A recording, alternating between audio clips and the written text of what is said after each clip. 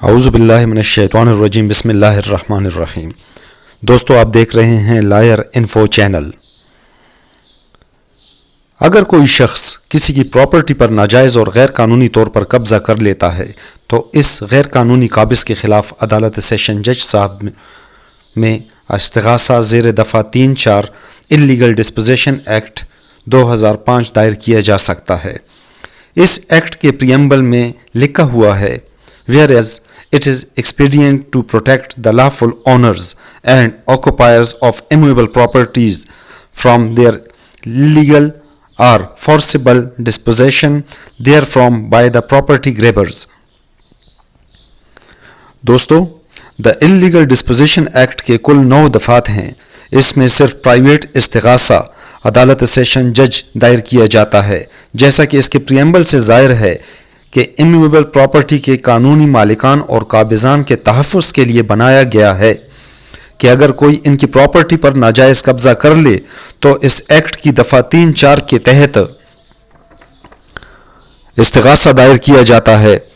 اسی ایکٹ کے دفعہ 7 کے تحت استغاثہ کے دوران سماعت فاضل عدالت عبوری قبضہ دلا سکتی ہے۔ یہ سپیڈی ٹرائل ہے، اس لحاظ سے بہت اچھا قانون ہے کیونکہ دیوانی دعویٰ طویل ہو جاتا ہے۔ مگر بدقسمتی یہ ہوئی کہ ہماری معزز عدالت ابتدا میں بشمول اعلیٰ عدالت الفاظ پراپرٹی گریبرز میں الجھ کر رہ گئی۔ عدالت عالیہ لاہور کے فل بینچ نے، جو کہ مسٹر جسٹس آصف سعید کوسہ صاحب، مسٹر جسٹس سید شبر رضا قصوری صاحب، مسٹر جسٹس طارق شمیم صاحب پر مشتمل تھا، نے ایک ریٹ بعنوان ظہور احمد وغیرہ بنام اسٹیٹ وغیرہ میں مورخہ 19/1/2007 کو ایک فیصلہ دیا، جو کہ PLD 2007 لاہور پیج 231 پر شائع ہوا۔ میں یہ ہولڈ کیا گیا کہ مذکورہ ایکٹ صرف قبضہ گروپوں، قبضہ مافیا، پراپرٹی گریبرز تک محدود ہے، اور اگر کسی کا قبضہ گروپ کے ساتھ تعلق نہ ہو، انفرادی طور پر کسی کی پراپرٹی وغیرہ پر قبضہ کر لے تو اس ایکٹ کا اطلاق اس پر نہیں ہوتا۔ معزز سامعین، اس فیصلے میں صوبہ پنجاب میں اور ملک بھر میں تمام سیشنز عدالتوں کو گائیڈ لائنز بھی دی گئی۔ چنانچہ صوبہ پنجاب و دیگر ملک میں ان رپورٹوں پر کہ قبضہ تو ناجائز ہے مگر اس کا کسی قبضہ گروپ سے تعلق نہ ہے، مذکورہ ایکٹ پر استغاثہ جات خارج ہونے لگے۔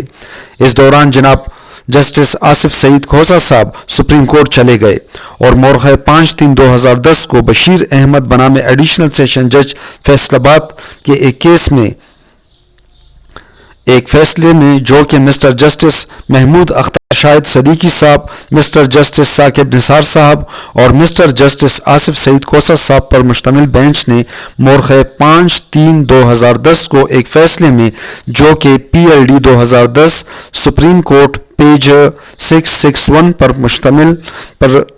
مشتمل ہے، اس میں یہ فیصلہ شائع ہوا۔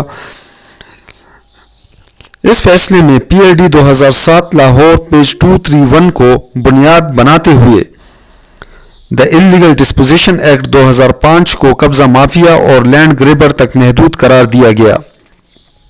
لہذا ملک بھر میں PLD 2007 لاہور 231 میں دی گئی گائیڈ لائنز پر عمل ہوتا رہا اور لوگوں کے استغاثہ جات اس بنا پر خارج ہوتے رہے۔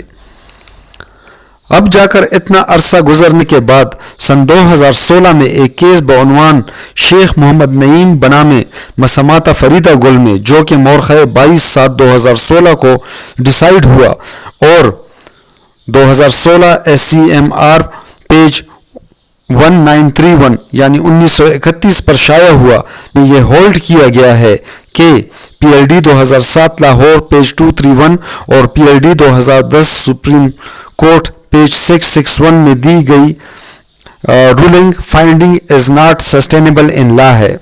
سول اور انلیگل ڈسپوزیشن کے تحت دونوں کاروائیاں ہو سکتی ہے اور مذکورہ ایکٹ صرف قبضہ مافیا تک محدود نہیں ہے۔ لہذا اب یہ بات بالکل واضح ہے کہ اگر کوئی آپ کے ملکیت یا قانونی مقبوضہ پراپرٹی پر ناجائز قبضہ کرتا ہے، چاہے اس کا تعلق قبضہ مافیا سے ہو یا کوئی بھی دیگر شخص، تو آپ اس کے خلاف دی اللیگل ڈسپوزیشن ایکٹ 2005 کے تحت استغاثہ کر سکتے ہیں۔ مذکورہ ایکٹ کے دفعہ 9 کے تحت اس میں CRPC کی پروویژنز کا اطلاق ہوتا ہے۔ اس استغاثہ میں شہادت کا لمبند ہونے کے بعد استغاثہ خارج نہیں ہو سکتا ہے۔ اس میں ملزمان بری ہوتے ہیں یا سزا ہوتے ہیں۔